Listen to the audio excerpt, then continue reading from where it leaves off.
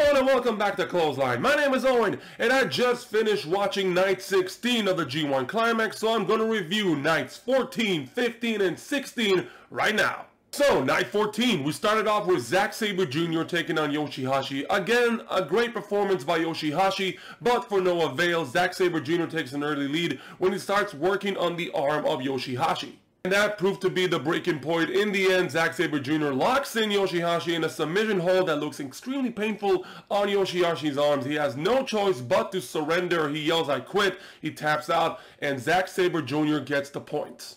Next matchup was a little bit of a funny one between Kenta taking on Toru Yano. The match started off with Kenta trying to use his briefcase as a weapon. Toru Yano retaliates with a chair of his own. The match from there continues to the outside. They brawl on the outside, and then the ending came when Kenta ties Toru Yano to the gate at the entrance to the ring, outsmarting Toru Yano at his own game, runs back to the ring, he wins by countout, and yeah, Toru Yano loses again. The next matchup on the card was between Juice Robinson taking on Sonata, a well-even matchup, and once again, I gotta say this, I can see the progression and the evolution of Juice Robinson ever since he stepped foot in New Japan Pro Wrestling. It completely shows, but unfortunately tonight wasn't his night. That's right, even though it was a well-even matchup, the ending came with a Skull's End by Sonata and then a moonsault off the top rope. Sonata beats Juice. I gotta feel pretty bad for Juice because he really wanted to get more than 8 points this year, and unfortunately it doesn't look like he's gonna make it. The next matchup brought us Hiroshi Tanahashi taking on Hirooki Goto. Another good matchup. Hiroshi Tanahashi taking the lead, but then Hirooki Goto tries to make a little bit of a comeback, but he gets blocked by a dragon screw. The ending came when Hirooki Goto performs an Oshigoroshi from the turnbuckle to the mattress down below, tries to do a GTO only to get reversed into a roll-up, only to block that reversal by Hiroshi Tanahashi, finally able to perform the GTO on Hiroshi Tanahashi. Goto pins Hiroshi.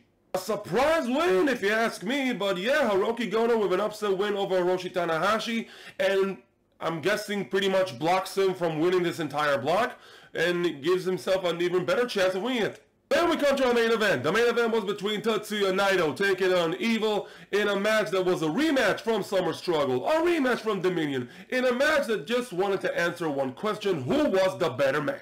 And also, this match was a proving ground, to me at least, for Evil. He needed this victory more than Naido. He needed to prove that him winning the championship and then losing it was not a fluke, that he can actually win the big one. And it even came to a point that he kicks out of a Destino. And then the ending came, of course, when he was able to escape another Destino attempt, hitting everything as Evil, and Evil beats Naido. Could you call this match a fluke? I don't really think so, because I'm starting to believe that Evil is starting to solidify himself as one of the main stars of New Japan Pro Wrestling. This was a proving point to that, and yeah, a great victory for Evil. Moving on to night 15. Night 15 kicked off with Will Ospreay taking on Jeff Cobb, a rematch from their Madison Square Garden show a couple of years back, and yeah, this match was awesome. The match starts off with Will Ospreay immediately attacking Jeff Cobb right from the get-go because he needs this victory. He needs to solidify himself as a finalist for the A block, but Jeff Cobb is able to block him with a sheer feat of strength. Not to mention their pure amazing athleticism with various maneuvers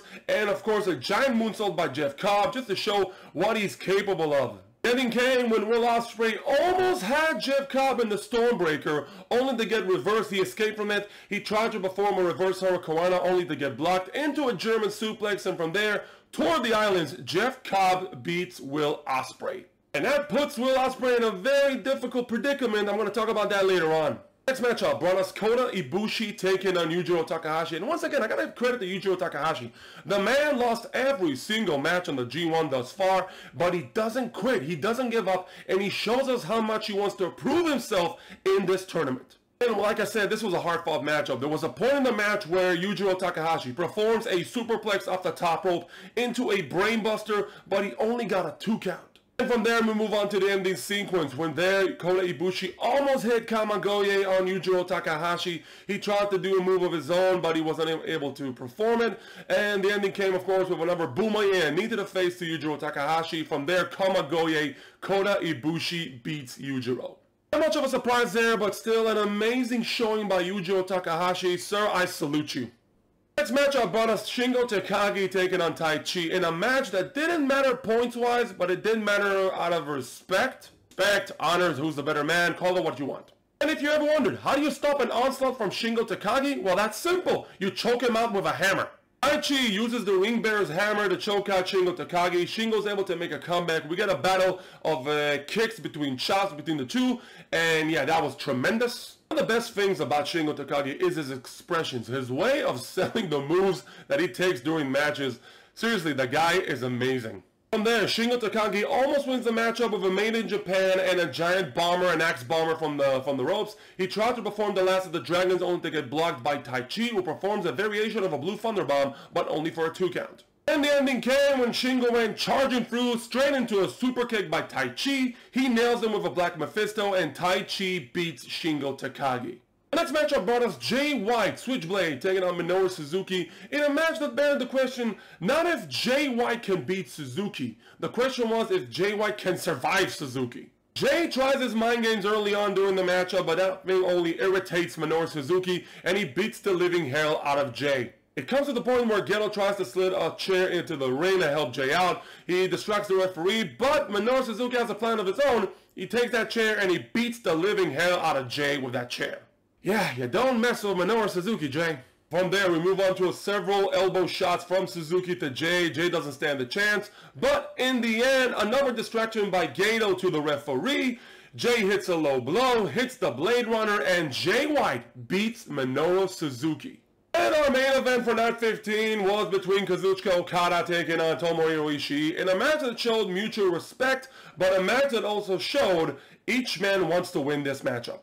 A very hard-fought matchup between both individuals. It comes to the point where Okada nails that Cobra Clutch again, now known as the money clip, onto Ishii, but Ishii manages to get to the ropes and break the hold. There were a couple of moves during the matchup that were simply amazing. The one where Okada hits a dropkick from the turnbuckle to knock his opponent down, but Ishii hangs on and then falls on top of Okada. There's a sequence where Okada hits a swinging tombstone and a rainmaker, but Ishii doesn't budge, he doesn't even move, and then he retaliates with hitting an enziguri onto Okada. Okada once again tries the money clip, but Ishii is able to escape and just headbutts Okada into the ground. And then the ending came after a various exchange between both men. Okada is able to procure that money clip, that Cobra Clutch. He hangs onto it.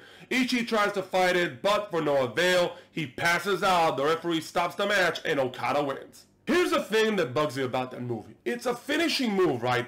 How come you keep using it the entire match? I mean, seriously, you want to use it as a finishing move? Fine, use it at the finishing stages of a match. Don't try to use it like 500 times during the matchup. But nevertheless, Okada wins this matchup and he gets the points. And now let's talk about Night 16 before we talk about the overall picture in both blocks. Night 16 started off with Yoshihashi taking on Kenta. Just your typical matchup. Kenta gets the upper hand at the beginning when he plays a little mind games like he usually does. Yoshihashi gets mad and tries to beat him up as retaliation, only to get injured on the outside when Kenta starts to work on his arm. From there, Kenta gets the advantage during the matchup, throughout the matchup actually, and Yoshihashi is able to make a comeback when the ending comes when after Yoshihashi is not able to win the matchup with one of his finishing moves for a 2 count, Kenta is able to do a reversal and lock in the label lock, and Yoshihashi has no alternative but to tap out. Yeah, he taps out, he submits, and Kenta gets the points. The next matchup brought us Zack Sabre Jr. taking on Juice Robinson in another good matchup.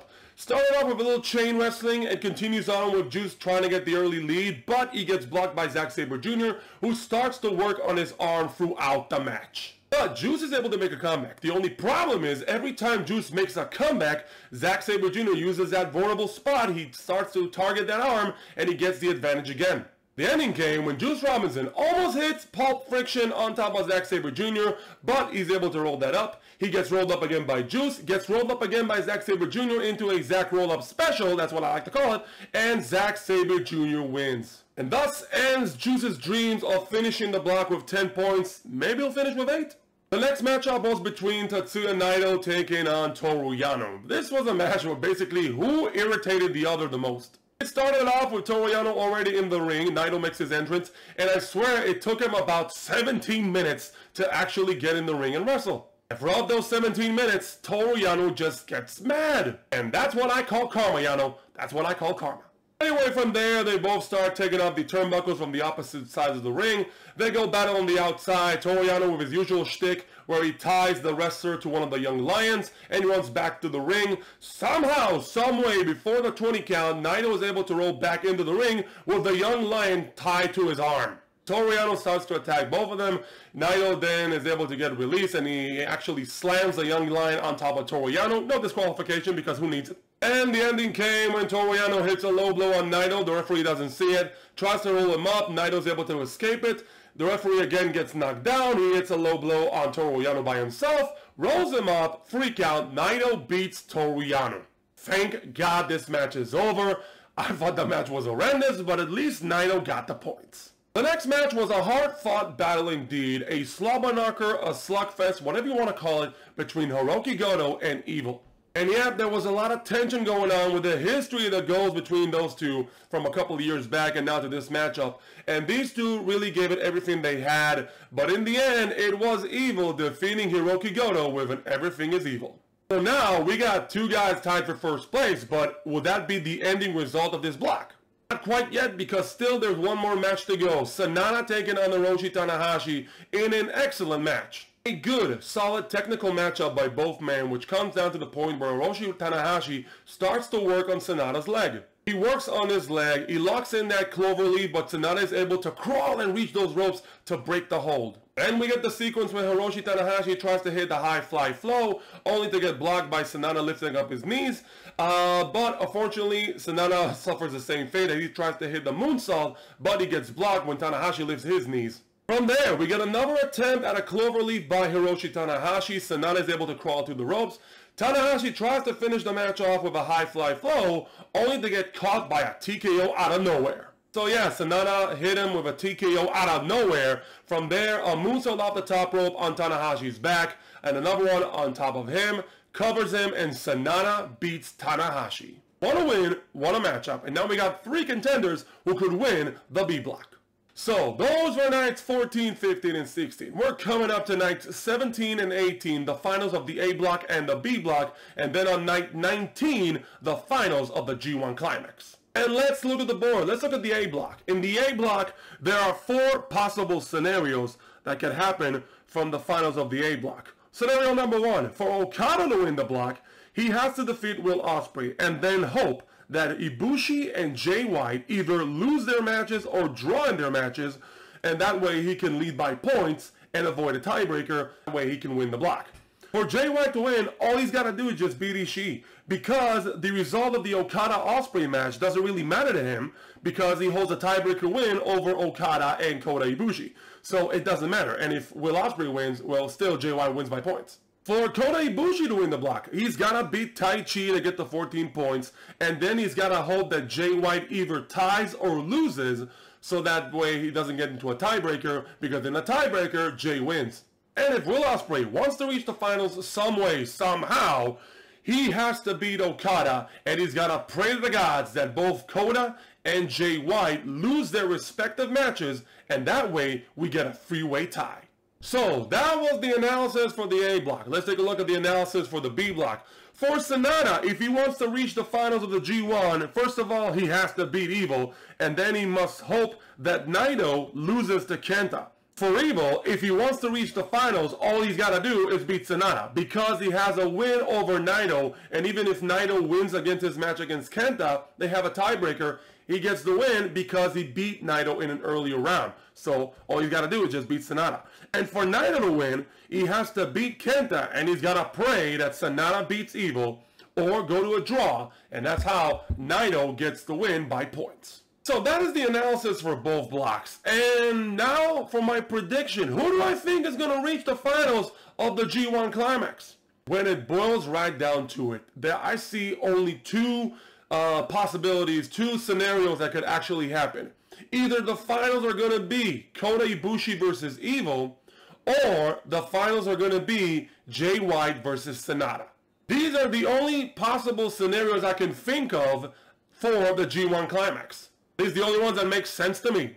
So what do you think? Who's going to reach the finals of the G1? Who's going to win the A block? Who's going to win the B block? I would love to hear your comments down below. And also, if you want to stay notified when I'm uploading these videos, hit a like, subscribe to the channel, and hit that bell notification button. And I'll see you next time when I review the finals of the A block, the finals of the B block, and of course, the finals of the G1 Climax. Thank you for watching.